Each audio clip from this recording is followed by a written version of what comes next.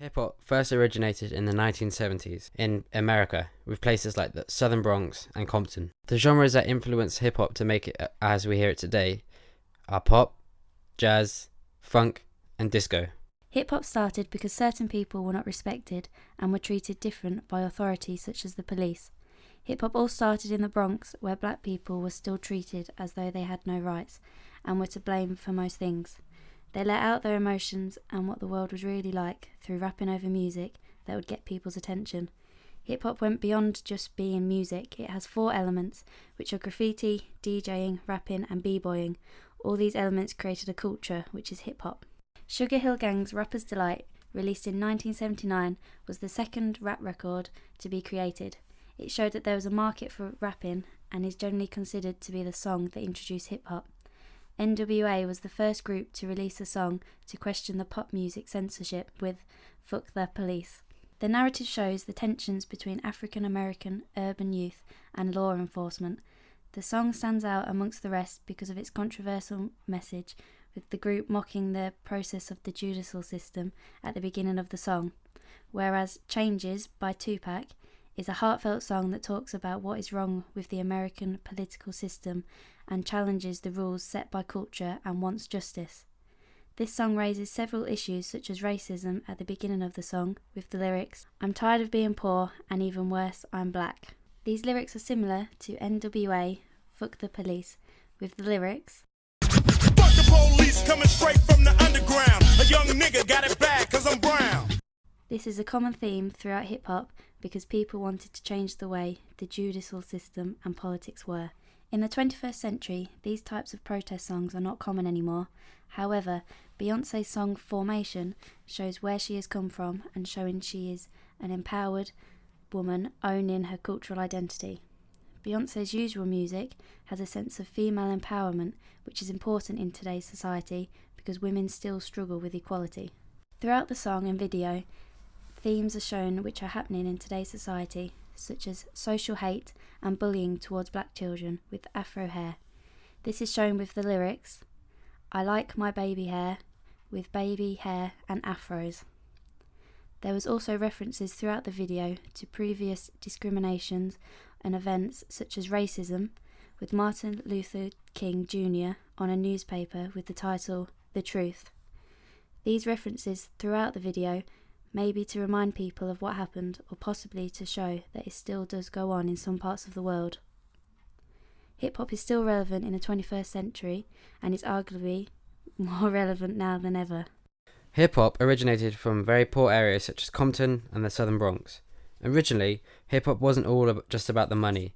In fact, it was about trying to prove a point to the police or whoever was in charge, because at the time it was a very racial period. Hip-hop started out with old school acts such as NWA, Public Enemy and Run DMC. The huge global success of these acts led to the 90s era of hip-hop and West Coast hip-hop, with such acts like Dr. Dre, Eminem, Cypress Hill and Ice Cube. But this was at the point in time where NWA had disbanded and all gone on to do their own projects. The 2000s saw a huge economical success as hip-hop was being consumed by the general public in a much more mainstream way, with acts like 50 Cent, Snoop Dogg and Ludacris.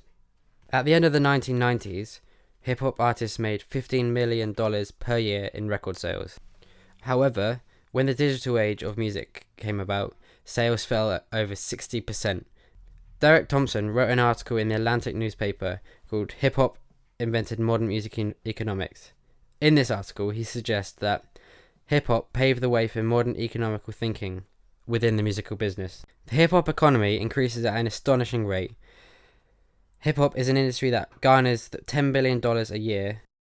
Advertising companies see rappers as an opportunity to sell their brand because of the impact they have on the younger generation. It is reported by the MPD Group that more than 50% of people who purchase hip-hop albums are either in their teens or their early 20s.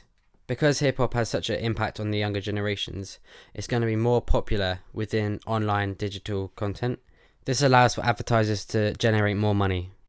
It's not only advertising agencies that make money off rappers, as the rappers themselves also have their own involvement. Artists such as Kanye West, who has his own clothing line, and Dr. Dre, who has his own headphone brand.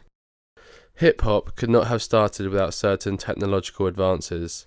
In the 1970s, hip-hop was created on analog turntables with vinyls. This consisted of 2 vinyl players and a mixer to change between the tracks. DJ Kool Herc created a technique which allowed him to piece 2 records together to create new tracks.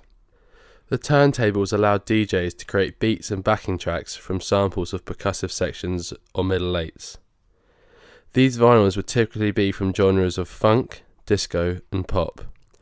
To do this, the DJs would have multiple copies of vinyls and would take sample sections that they would loop to create their tracks.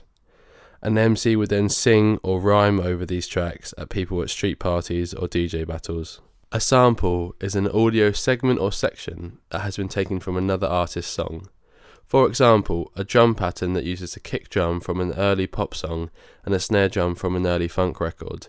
This created a large amount of controversy as artists were not getting any recognition or funds from the hip-hop artists who were using their samples of old songs in their new tracks. In 1975, Grandmaster Flash created the scratching technique by an accidental slip of a record at a party. The next technological advancement was when the first hip-hop song was recorded and released in 1979, turning live hip-hop into recorded tracks for the masses. The first drum machine was manufactured in 1980, and this was the Roland TR-808. This allowed hip-hop artists to create original drum loops from analog sounds. This was a big piece of technology that would start the transition from traditional vinyl-based hip-hop to the start of digital-based hip-hop. MIDI was first released in 1983. This new technology allowed artists to send digital notes from a keyboard onto a sequencer that could then play those notes back in the form of various instruments. In 1988, a company called Akai released a new piece of technology called the Music Production Center, or MPC for short.